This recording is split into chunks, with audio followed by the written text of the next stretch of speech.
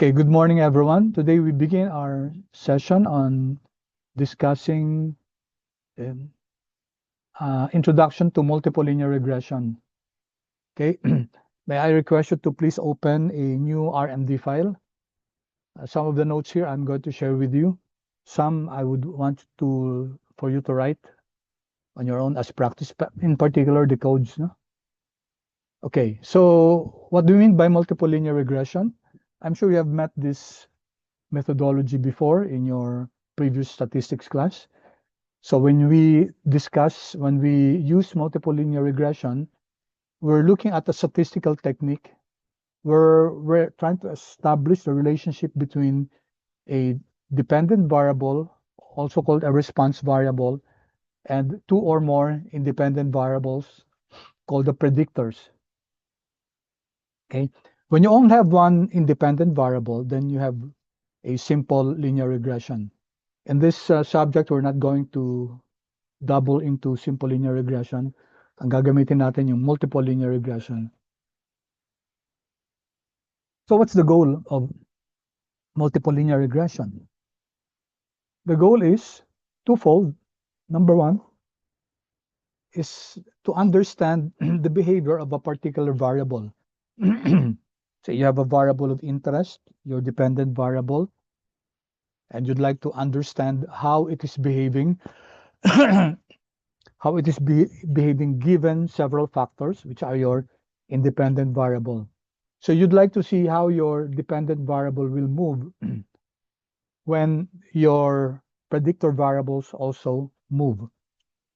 Okay, so you're trying to establish the relationship between your dependent variable and independent variables. But not only understanding, okay, the behavior of your dependent variable, it's also meant to forecast. We use this to forecast. For example, we are predicting, let's say, the GNP of a country, GNP ng Philippines, and there are models that show you some predictive ability of some variables in explaining the gross national product of a country. So pwede tayong mag-establish ng multiple linear regression para ma-predict natin yung variable na yun, GNP. Okay, so the method that's used in multiple linear regression is what we call OLS. Ito. Ordinary least squares. As we go along, I'll explain why it's called least. Least stands for pinaka-konti, no? Least squares also. I-drawing ko na nga lang. Okay, ito. Yan. So suppose class, I'll use a simple linear regression. Let's say this is your y, this is your dependent variable, this is your x, this is your independent variable. And you'd like to predict the value of y using x. So this is just a simple linear regression. So let's suppose we plotted first. We created a scatter plot between y and x there. So the question is, what is the model that we can use in order to predict y based on the values of x? Okay, pragmatically, we should take a look at this and we can create a linear line. Okay.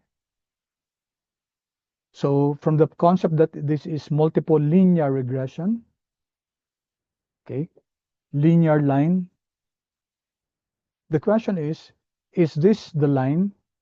Okay, this line, of course, is defined by y is equal to a certain constant, beta null, which is the intercept, plus beta 1 times x, where beta 1 is the slope of your line. Ito yung beta 1, rise, over the run, which is 1. Okay, this is the slope. And this corresponds to an inference that a 1 unit increase in x will result into a beta 1 units increase in y. So if we're able to define the regression line class, then we can predict what will happen to your dependent variable y. We can say that if x changes by 2 units, then y will change by 2 times beta 1 units.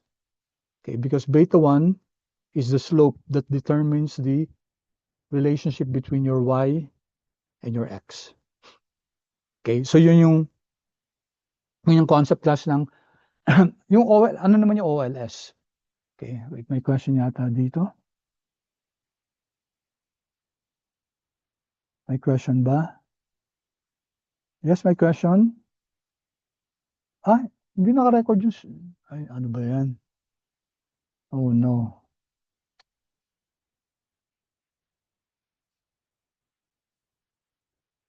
Class, sorry. Hindi naka-show kanina. Ha? Okay. I'm sorry about that. Alatang wala ako sa ano. I'm very sorry, class. Talagang medyo... sino yung drawing ko? Nawala pa yung drawing. I apologize, class, ha. Alatang ano. Naka-record pero hindi, I wasn't showing my screen a while ago yata. Okay. Naka-record pero hindi niyo makita yung screen ko. Sir, nakikita naman po yung screen. Kanina, yung drawing ko nakita? Yes po. Ah, ganun ba? Okay, sige, good. Okay.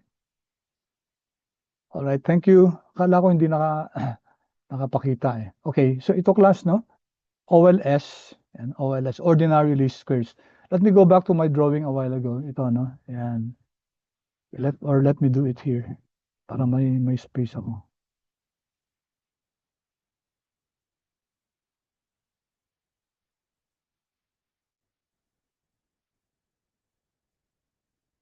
Okay. I'll draw it here, class. Sa console. All right, ayan, para may space. Okay, so annotate. Okay, so we have, let me use a simple linear regression. This is your variable of interest, your y, your dependent variable, this is your x. And we said that we do a scatter plot. Pinat natin sila. Okay. There may be outliers, for example, dito. O kaya dito. Okay. But if the data congregate in a certain band, okay, then the multiple linear regression makes use of an equation, okay, where we said OLS stands for ordinary least squares. Very instructive yung least class. Ano ibig sabihin ng least? Okay, this is the actual point, right? Ang predicted value niya ito. Any point in this line is your predicted value. So let's say meron ditong malalapit, no? So may eksakto. So there may be points that are very close to the line or on the line. Ibig sabihin, tama yung prediction na yun. But more points are outside the line. No? So ito class, itong point na to, this is y sub I. Let's call this y sub I. Ito naman class, ito. Yung y sub I, yung buong yan, no? Yung height na yan. Ito class, itong height na to, this is your y sub I hat. Ang ibig sabihin class ng hat is predicted. Ito yung predict natin na magiging value ng y given your x. The actual value is this amount. Sabihin natin 100 to. The predicted value is, let's say, 80. 80. So we overpredicted. We underpredicted by 20 kasi actual value niya 100, yung predicted value niya is only 80. So kulang ng 20, no? So ang tawag natin dyan, class, residual error. So what we do, class, is lahat ng mga residuals, pag in-add natin ng residuals yan, class, so if we sum up all the residuals, let's denote the residuals as E sub I. Can anyone guess what is the sum of all your residuals? Tingnan natin kung ano yung natutunan nyo sa basic stat nyo.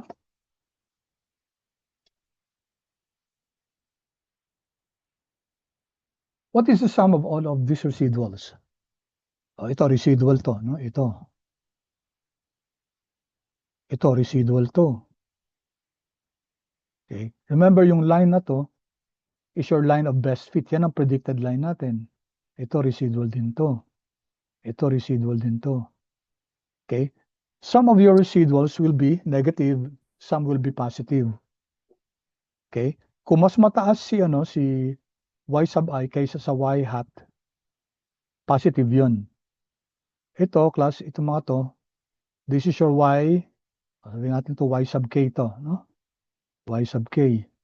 This is now your y hat sub k. Okay, predicted.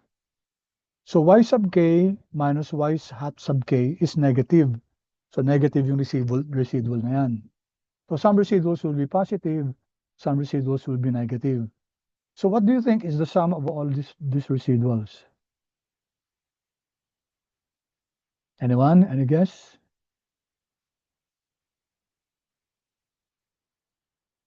Okay. The sum of these residuals, class, is all equal to 0. So pag sinum up mo yan, class, lahat ng residuals yan equal to 0. Okay, that's what a linear regression line is. Hinahanap niya yung 0 yung magiging sum ng mga residuals. Kaso, hindi natin pwede magamit sa model tong residuals na to. Kasi pag sinum up natin, 0 siya eh.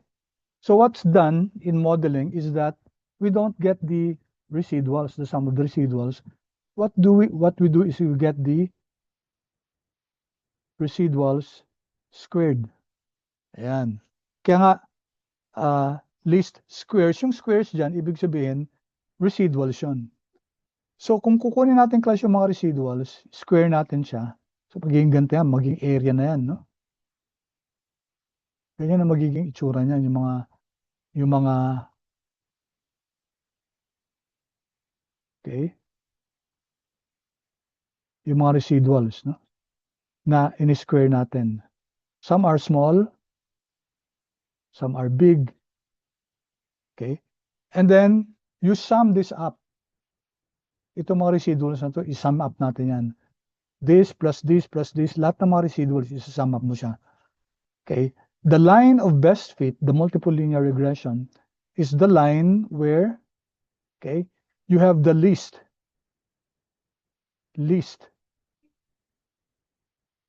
okay, pinaka maliit na squared ng residuals. Okay, wala ka nang ibang makikitang line. Kunyari, paano kung ganito yung line? And if you compute the residuals of that and square it, you'll notice that the residuals, squared residuals, is greater than this line here. Okay? So intuitively, class, yung OLS, ordinary least squares, binibigyan tayo ng regression line na ang difference niya dun sa actual value at saka dun sa predicted value is the lowest squared. Okay? So bakit natin in-square, class? Kasi nga hindi natin magagamit sa as comparison yung residuals lang. Kasi yung residuals niyan equal to 0. Okay? So I'll pause for a while, class, and seek your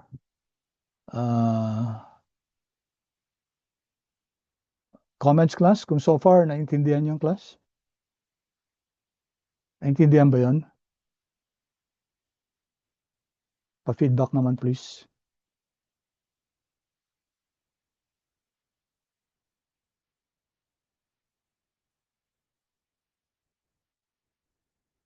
Okay, thank you. About the others, sana may participation ng iba.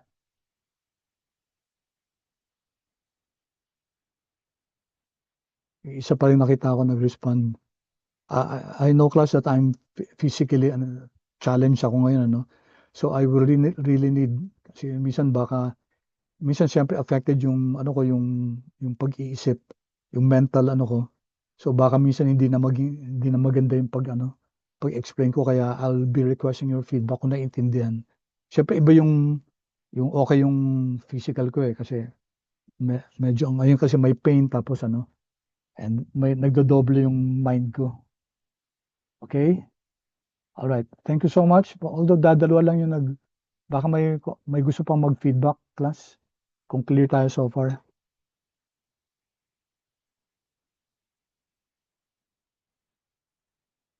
Okay, salamat. Salamat, class. I really appreciate that. Thank you.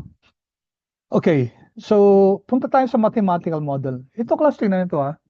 This is a YAML.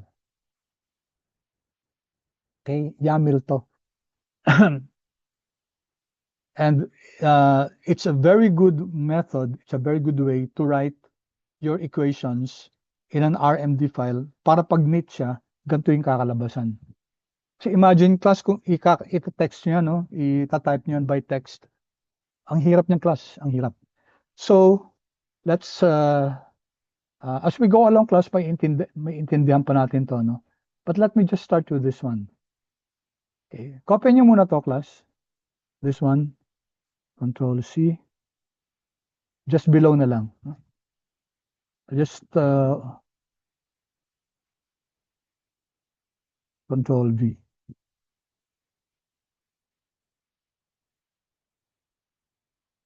Okay. Take a look at this one, class. So this is a LaTeX formula. Hindi kailangan to. Okay. As you can see, y sub I. Okay. Notice yung y, class. Tinype ko lang na y, no? Y sub I. Okay. And notice that it appears as italicized. Pag ginawa ko siyang slash text and then open and close parentheses, tingnan nyo yung difference, class. Okay.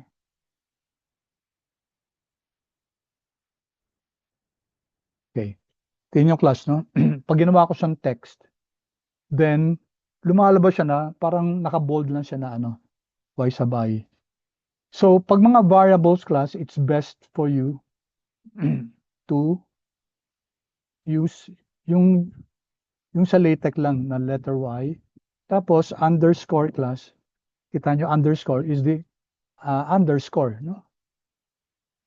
Okay, yan, y sub I. Yan.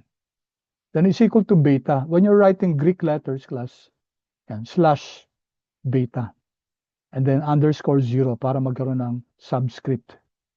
And then plus slash beta underscore 1. That's this one.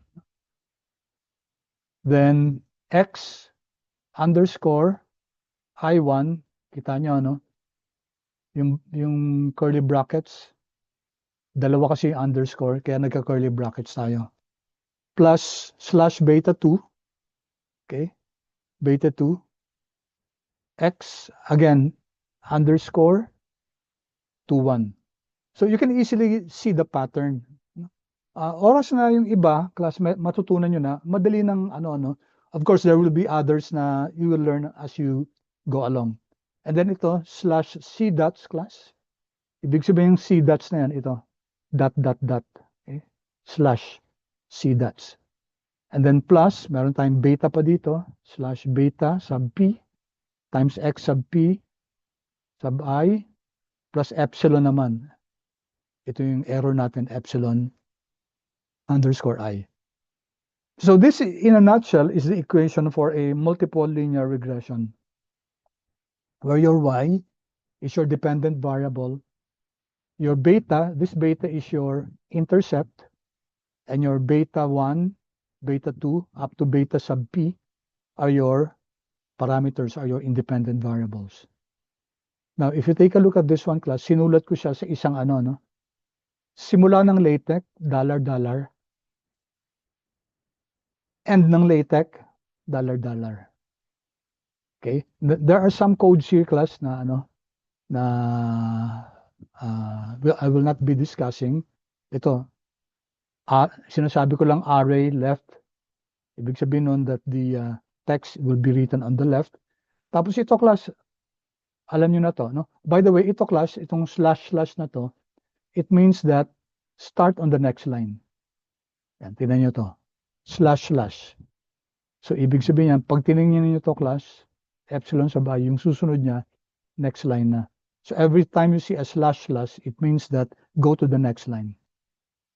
Okay? So, tingnan nyo to class. Slash text, where? So, ito yung where dito, in bold. Hindi siya yung parang italicized na parang variable. Where, tapos slash, next line. Okay? All right.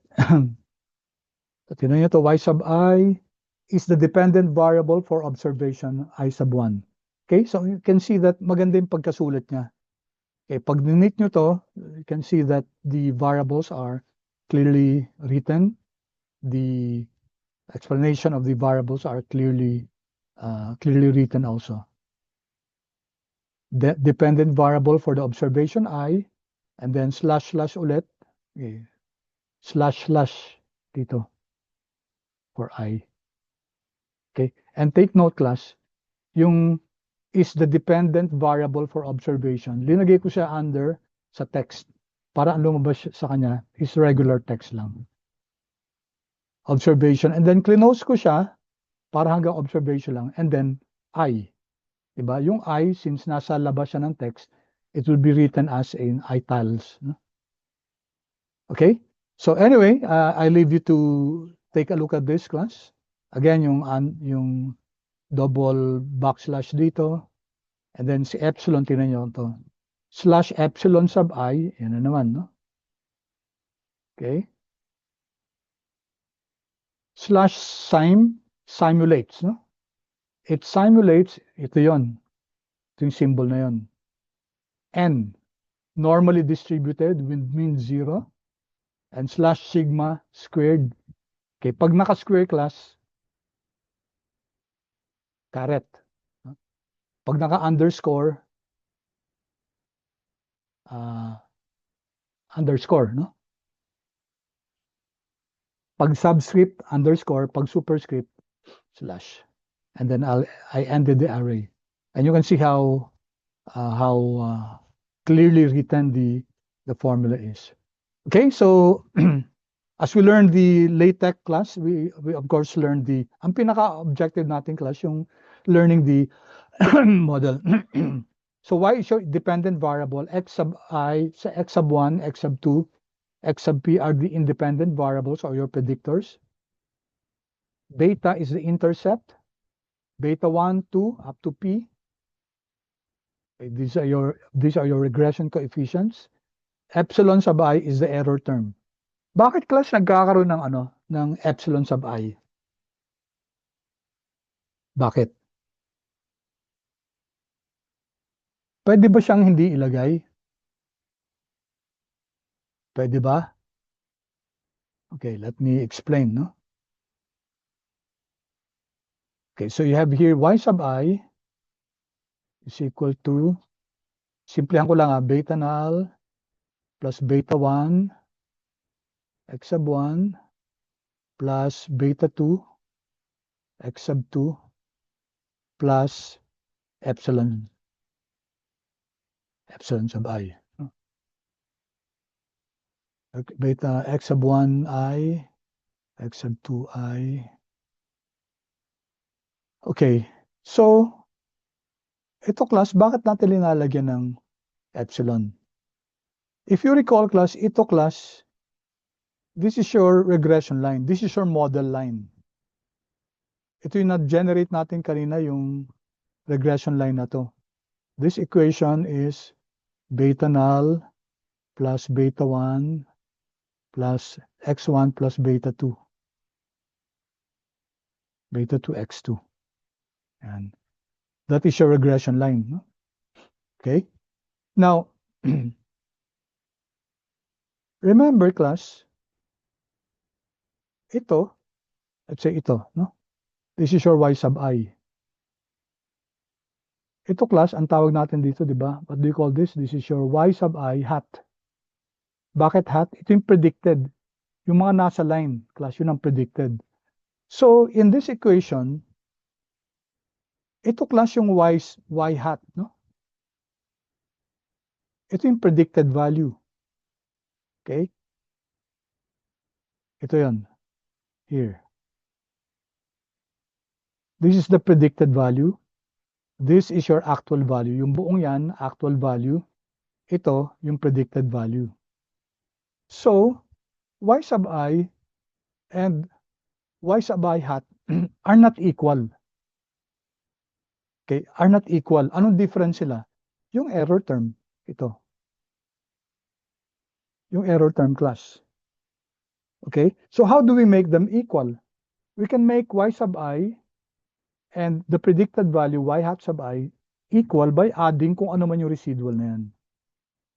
Okay, whatever the residual is. Again, my example a while ago, 100 to 80 to. So the actual is 100. The predicted is 80. How 100 is not equal to 80. So paano mo siya magiging equal? Yung 100, ito 80, dadagdagan natin ng 20 para maging equal sila. Okay? All right. Now, is it possible to make them equal if I remove this? Yes. Kung hindi natin ilalagay class yung ano, yung if we're not going to put the residual class, anong gagawin natin dito? Papalitan natin to equation na to. We will make it, ito nasa left-hand side, gagawin natin y hat. No? So if you're not going to add the residual, then y hat sub I is equal to beta null plus beta 1 x1 I plus beta 2 x1 x2 I. Yun. So equal sila. Diba? Kasi ito predicted value eh. But if you're equating the actual value with the predicted value, you have to add the residual. Okay? Ang residual class, it varies. Depende dun sa actual points. No? Possible yung residual 0. Kasi kunyari, dito class yung actual. Tapos dito din yung predicted value, eksaktong-eksakto. Oh, yan yung ano, no? That's the actual value. And the actual value lies on the regression line. Eh di perfect yung ano prediction. So in that case, your y sub I is equal to your y hat sub I. Perfectly equal sila. Okay, let me see my question ba. Okay, let me again pause. Okay, how about that class? Maliwanag yung equation natin. Bakit dinalagyan ng residual? Bakit may residual yung ano, yung equation? Take note that this is the actual value. This is the predicted value. And the predicted value, which is y hat sub I, will only be equal to your predicted value if you add the residuals. Okay? As I said, case to case yan, depende. May mga residuals na positive, may residuals na negative, may residuals na equal to 0. If the residual is equal to 0, then that means your actual value and your predicted value are the same. Okay. Quickly class, ano nga, clear by instructions yun, clear yung discussion na yun, please. Thank you. Sir, may question po ako. Yeah, sure. Go ahead. Yung sa ano sir, sa latex po. Kasi sir, nag-error po yung sa code. Tinry ko po siyang ilagay dun sa RStudio. Tapos, Tingnan ginaya natin. ko po yung ano, Okay. error po. Okay, tingnan natin. Thank you for asking. See, I'll stop share. Kindly share your screen, please. Sir, pwede po pa enable ng share Ay nga screen. pala, wait. Okay, thank you for those questions. Kasi maganda yung as early as now, inaano nyo na kung encounter an error. Okay, naka-Mac ka ba? Windows po, sir. Windows, sige. Nakikita na Okay. po. Oo, nakikita ko. Pero hindi yan RMD file. Ay, Oo, open ka ng okay, RMD sir. file. Sige. Script yan eh. Ayun, Kaya, kaya pala mali. oo, pag script talaga hindi magaan yan. Sige, Opo. subukan mo. Open an RMD file. Sige. Yan, sige. Okay? Alright. Sige, sa baba na lang. Sa baba ka na lang maglagay ulit. Below na lang. Yan, sige. Copy it there.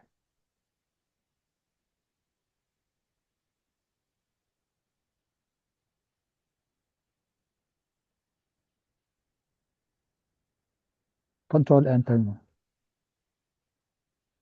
Ayaw niya, sir, ano po. Sige nga. Yan. Ayun! Ayan. Thank Okay you, na. sir. Oh, sige. Good. Thank you, Jerry Lane. Thank you. I appreciate questions like that, please, class. Please, kasi sometimes it takes courage, no?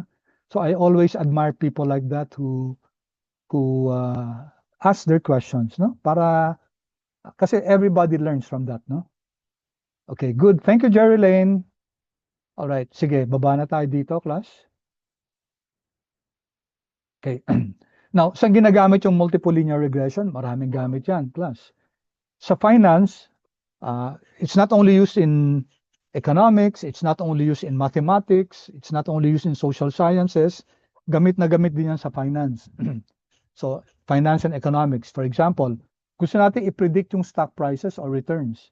Gagamit tayo ng economic indicators, GDP growth, interest rates. Magagamit ba yung multiple linear regression to predict stock prices or stock returns? Yes, of course. So, ang dependent variable natin is either stock price or stock returns. Tapos gagamitin natin yung economic indicators like GDP growth and interest rates. Maraming paper that has been done on that. Ano pa? Ito, credit risk. Okay? Sa finance, either sa banks o sa microfinance, di ba may mga may mga borrowers, mga commercial banks. For example, can somebody just come inside the bank and papautang nga ng ganito? Of course not, di ba? Magju-due diligence yung bangko niyan. Hihingi ng mga information. Kunyari, show proof, ano yung ITR mo, income tax return. Okay? Tapos, kung kunyari, sarili mong business yan, titingnan nila yung FS mo. Okay? Ano yung employment status mo? How long have you been employed? I've been employed for 60 years as president ng ano. Siyempre, pag ganun yung mga humihiram, di ba? Medyo yung confidence ng bangko in lending to that in either single proprietorship or isang company will be yung confidence nila will be greater. Pero how greater? Gumagamit ng regression, no? Gumagamit ng regression given these details, ang ina-estimate nila what is the probability of this person defaulting on his status, on his debt. Okay?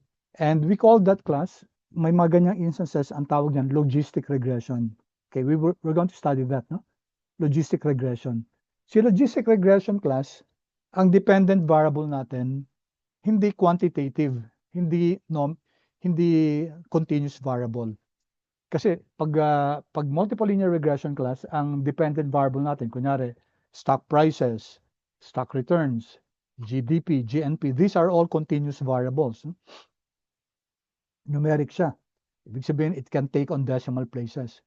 Ang logistic regression, kakaiba siya kaysa multiple linear regression. Kasi ang logistic regression, either ang dependent variable niya is binary or not. Ano yung binary? 0 or 1. Okay? 0 or 1. So, yun yung difference ng logistic regression sa multiple linear regression. Kunyari, sa medicine class, ginagamit din yung logistic regression. Meron kang isang record ng mga patients, no? Okay, gusto malaman kung itong patient na to is prone to heart attack or not. Okay? So meron kang actual findings, no? Actual findings kung nagka-heart attack ba yung person o hindi. And you have details, kunyari, weight, height, yung other physiological measures, no? Tapos gagawa natin ng model yan para malaman natin kung itong tao na to prone to heart attack or not. And then based on the actual value, malalaman mo kung naging okay yung model natin. Okay? So we'll have an example of that class. Credit risk. Okay. Marketing strategy. So hindi lang pang hindi lang pang finance, but sa marketing. No? You'd like to determine whether yung advertising channel na ginamit, for example, mas okay ba si YouTube o si Meta o si ano pa ba mga other spaces? Or kung okay sila, how much should we allocate our budget? So, ilan yung i-allocate natin for YouTube, ilan i-allocate natin for Meta, etc. Okay? So ginagamit din siya sa real estate. Okay, pag-determine ng price ng isang real estate unit. Okay? Now, yung equation na to class, y beta null, patanong lang class kung natapos na ba kayo ng FINA-math nyo.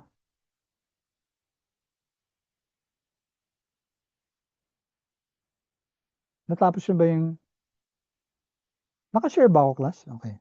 Natapos yun ba yung FINA-math nyo? Pa yes or no? Yes po. Yes, okay. Thank you. Sa FINA-math nyo, diniscuss nyo ba yung yung regression using linear algebra?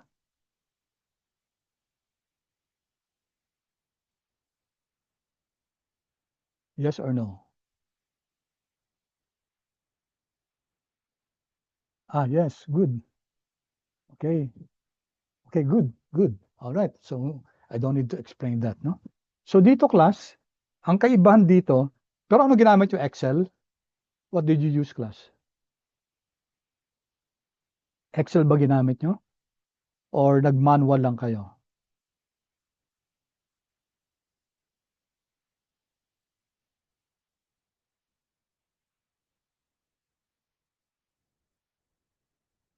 Excel ba?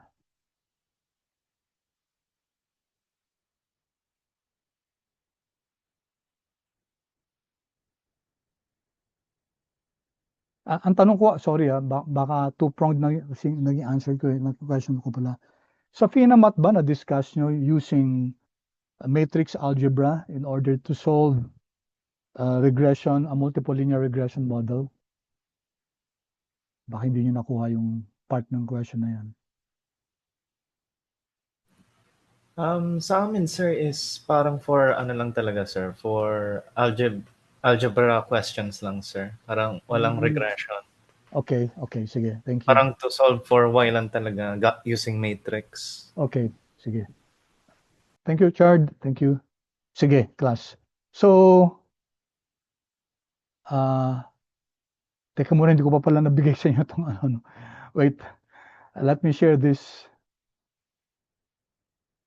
Okay, let me share this, some of the codes here. Iba pala itong file na to. Chat. Paki-copy nyo lang class sa ano nyo sa RMD file nyo. Bakit gano'n lang yun? Hindi.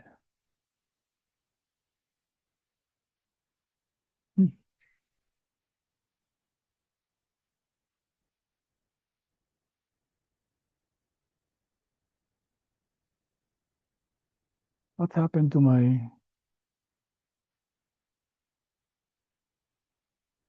Ayan, nawala. Sorry. Okay. Ulit. Control C.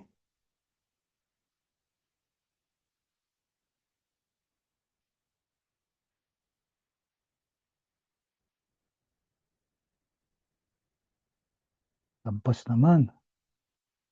Bawasan natin ng ano.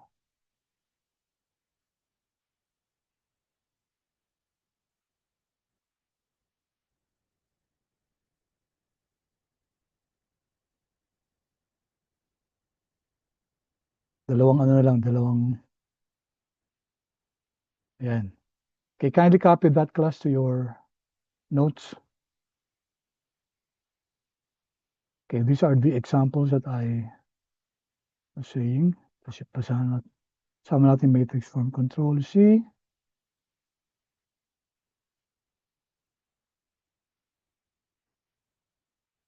Yan, kaya.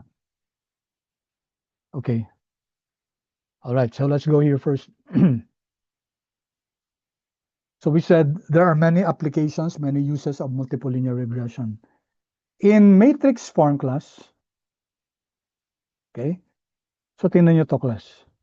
So this is the equation of a multiple linear regression. So notice hindi natin nilalagay na y sub I because this one class, this one becomes an array. Okay, what do I mean by that? Okay, let me just quickly illustrate that. Okay, suppose class you have your data.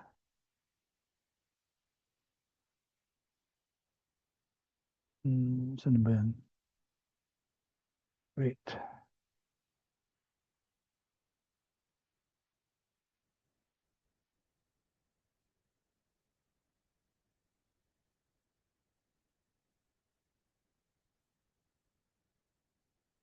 Halatang sometimes I forget. Saan nga ba ako? Sorry class ha. Talagang not in the, saan na yung ano? Ito. Oh. Where is my,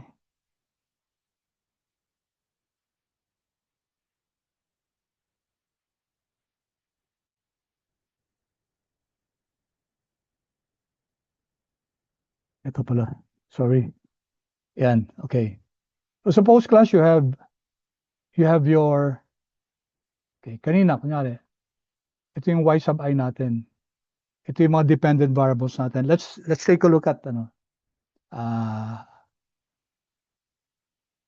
let's say,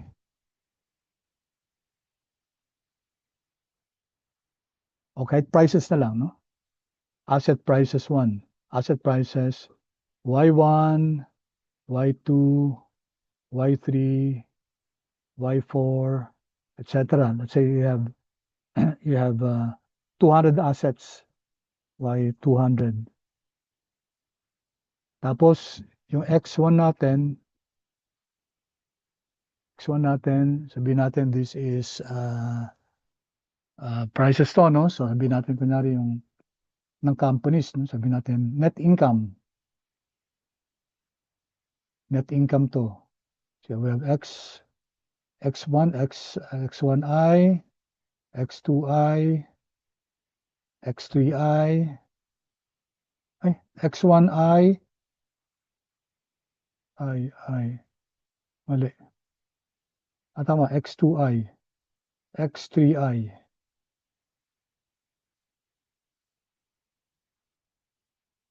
X4I. Mali yung nomenclature ko. Sorry class. So, basta net income to apologies for that class. Ito naman yung, let's say, Sharpe ratio.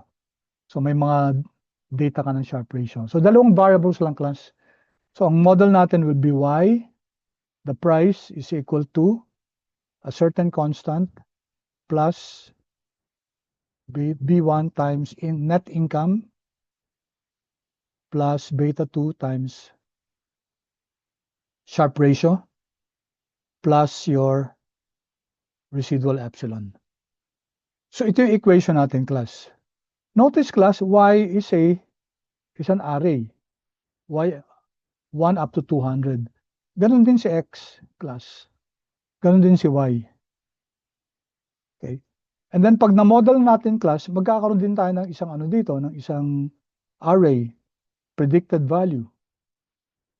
Okay, so given alam na natin yung beta null, beta 1, beta 2, mako-compute natin yung predicted value. Ito yon. Tapos mako-compute din natin yung residual. Kasi the residual is simply your actual value minus your predicted value. Residual yun. Notice class ito, these are all in arrays. Buti na lang class may matrix algebra kasi this can now be kailangan i-ano ko muna to. This can now be class, i-x ko muna to. Written as this one. Ito class, no? Your y, your y is your array of dependent variables, yung mga prices natin, no? Tapos yung x natin class, yung x natin will be your array of your x's, x1 and x2. Yung beta natin will be the intercept, beta 1 and beta 2 will be your predictors for income and income and Sharpe ratio. Tapos ito yung residual. Okay, so what I'm saying is that itong equation na to class, this can be easily converted into this one.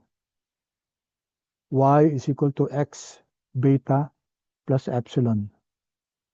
And then why is it important to do this class?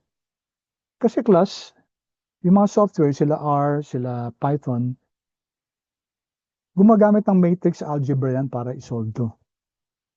So I'll give you 1 second class. Okay? I'll give you 1 second, 1 minute, okay, to please determine paano dinidetermine yung beta? Ano yung linear equation yan?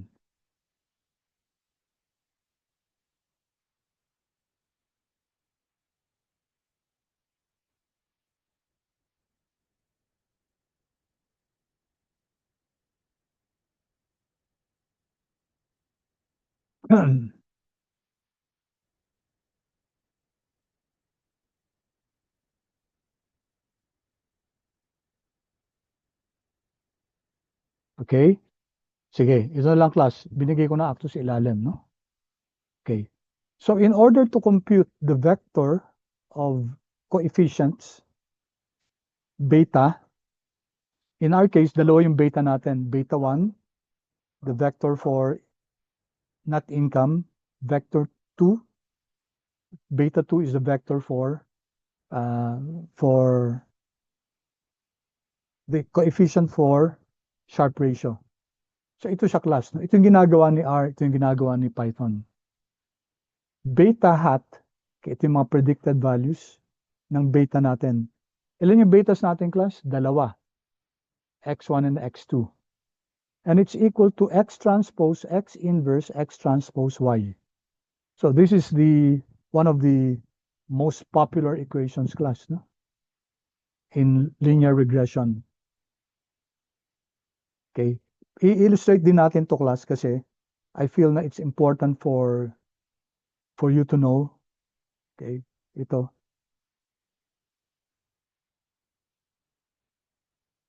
So given the equation kanina that y is equal to x beta plus epsilon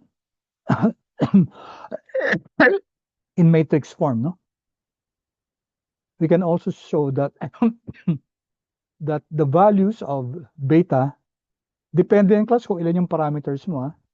Kung ang independent variables natin 6, then 6 yung betas na ma-generate. Beta is equal to x transpose x. Okay, i-multiply class si x transpose at saka sa x, tapos i-inverse na. So that's what you learned in your matrix algebra, no? and then you get the X transpose again, and then Y. It looks complex, class, pero class, yung sa computing yan, class, madali siya.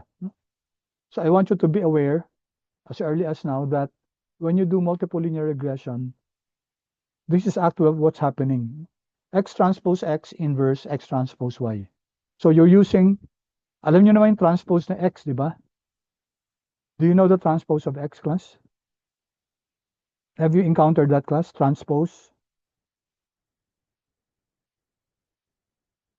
Hello?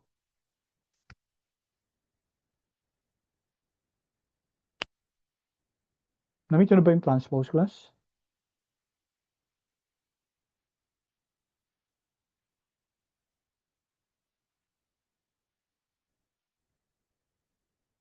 Class?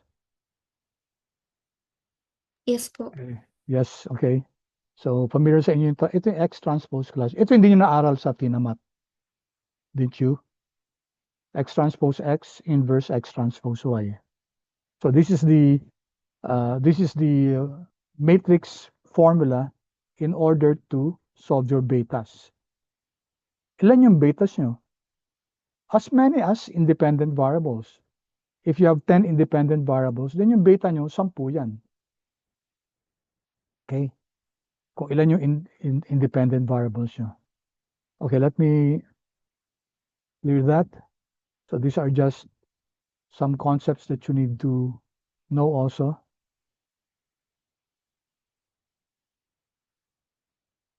Okay. Share ko to sa inyo, class. Sana kumasya.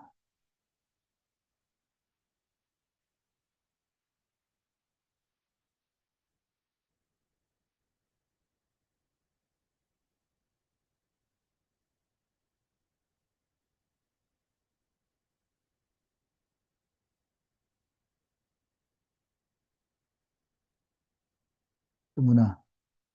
Ah? Nangyari.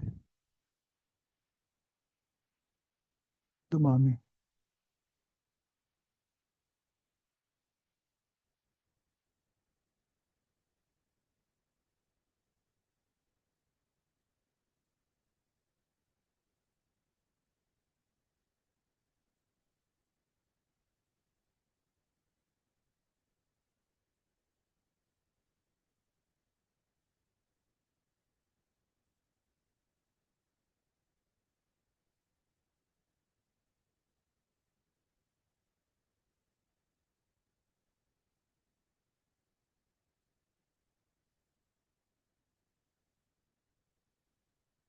Okay, class.